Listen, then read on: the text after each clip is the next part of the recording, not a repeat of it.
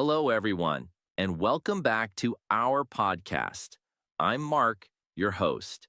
Today, we talk about something important for everyone who learns, remembering what they study.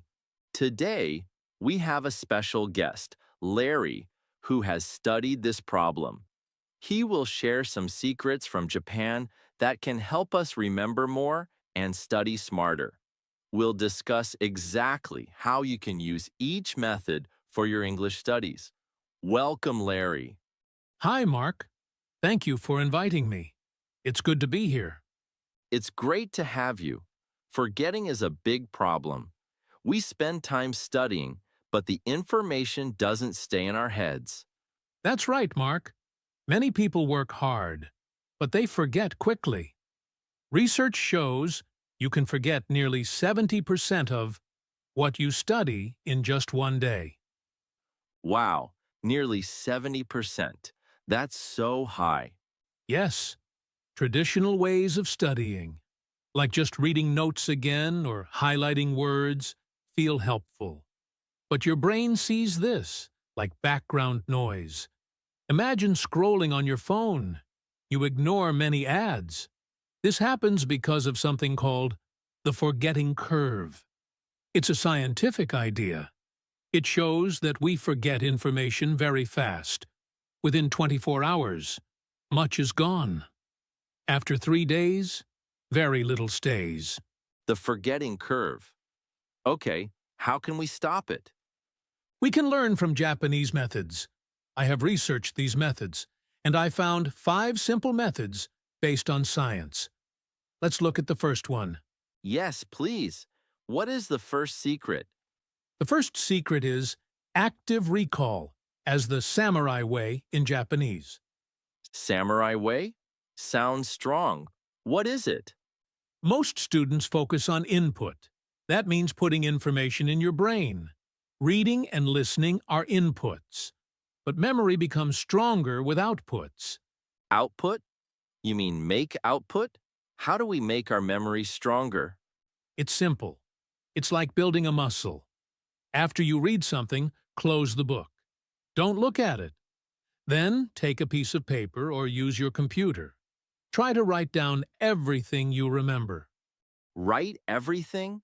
What if I forget things? It will be hard at first. You will forget some things, but try to remember. This is the key. Trying to remember builds stronger connections in your brain. After you write, check what you remembered correctly and what you missed. What you missed is what you should focus on. That sounds powerful. Now, how can our listeners apply active recall specifically to learning English? Many are trying to learn vocabulary or grammar. There are many ways. After studying, write down what you remember and see what you have missed.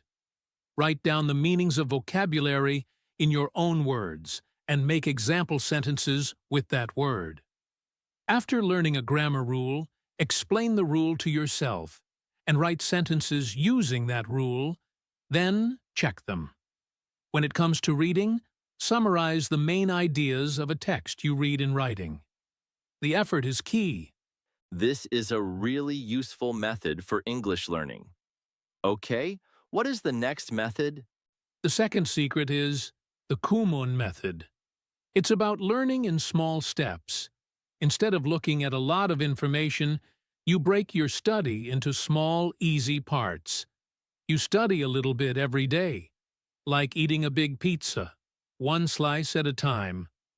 Study a little bit, but every day. Yes. This method is based on daily, small learning. It feels less overwhelming.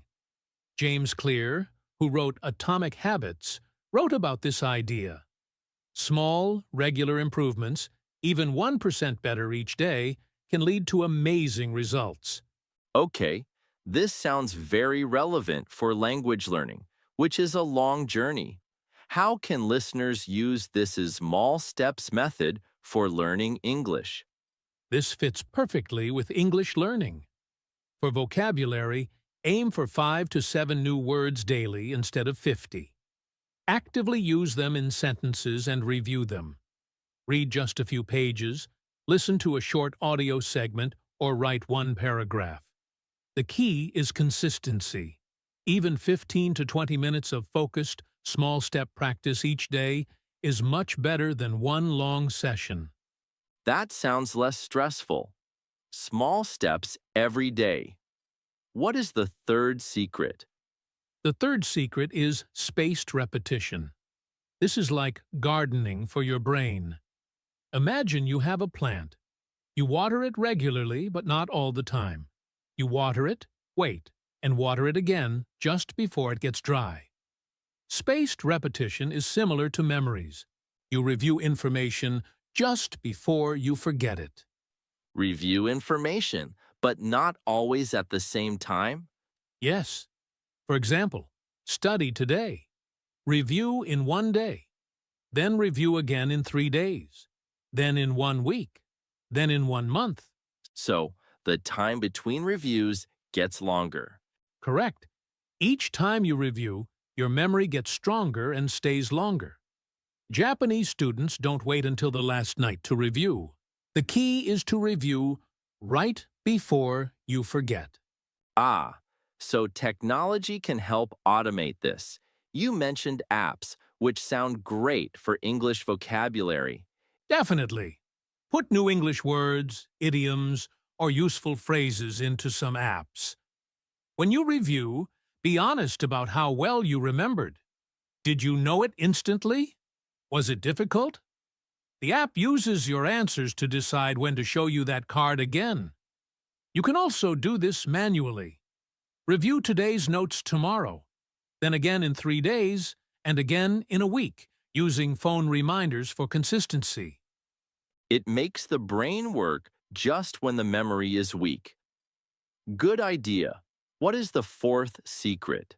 The fourth secret is Kaizen. This Japanese word means continuous improvement. For studying, it means 1% daily improvement. 1% daily improvement? Is that like the small steps we talked about? Yes, it's the bigger idea. Get a little bit better every day than the previous day. Don't wait to cram a lot at the end. Make small, steady progress daily. Learn one new word. Practice one small grammar point. Can 1% daily improvement really help a lot? Yes. If you get 1% better every day, you are 30% better in a month. It's a powerful way to make progress without feeling tired. No burnout, just steady learning. That sounds less stressful. Can you really make progress with just small steps every day? Yes, it's about building that small daily habit. For example, focus on one tiny improvement. Maybe today, your goal is just to pronounce the th sound slightly better than yesterday, or to use one new connector word, like however or although, correctly in a sentence. The key to Kaizen is doing it every day, even if it's just for a few minutes, and even if you don't feel like you've made huge progress.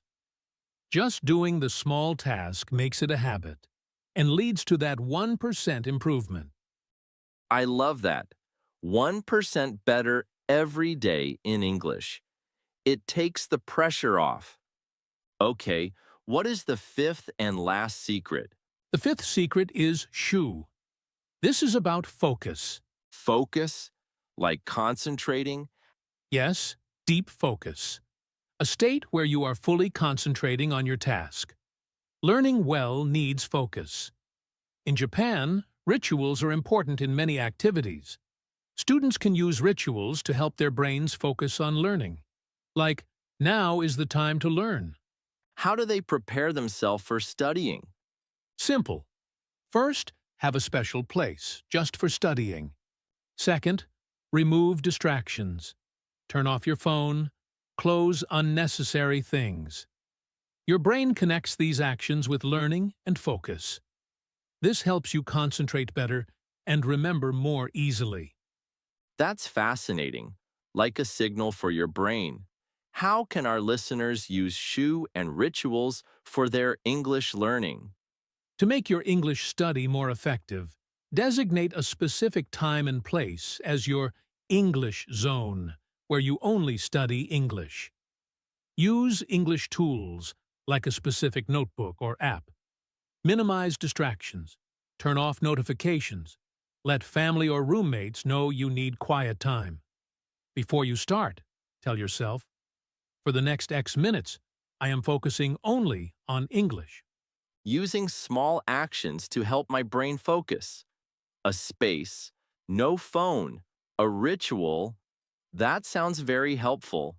Yes, these 5 methods work together. They help you learn by using how your brain works best. So, it's not magic, it's science and smart practice. Exactly. Many people hear these ideas but don't try them. But people who succeed take action. They try the new ideas. Okay, Larry, what action can our listeners take today? Pick just one of these 5 methods. Only one. Try active recall for 5 minutes today. Or plan your first spaced repetition review for tomorrow. Or use the 6-minute Kaizen idea. Or make a small focus ritual before your next study time. Just pick one and start small. Yes, we love hearing from you in the comments. Larry, this was very useful. Simple, powerful ways to study better based on science. Thank you for having me, Mark. Remember, change your learning, one tiny step at a time. One tiny step at a time. A great message. Thank you so much, Larry. Thank you, Mark. Goodbye, everyone. And thank you for listening. We hope this helps you study better. See you next time.